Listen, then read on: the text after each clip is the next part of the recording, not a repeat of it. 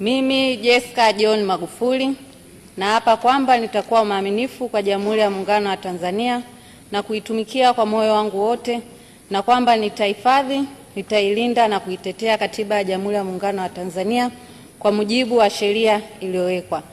Mwenyezi Mungu nisaidie.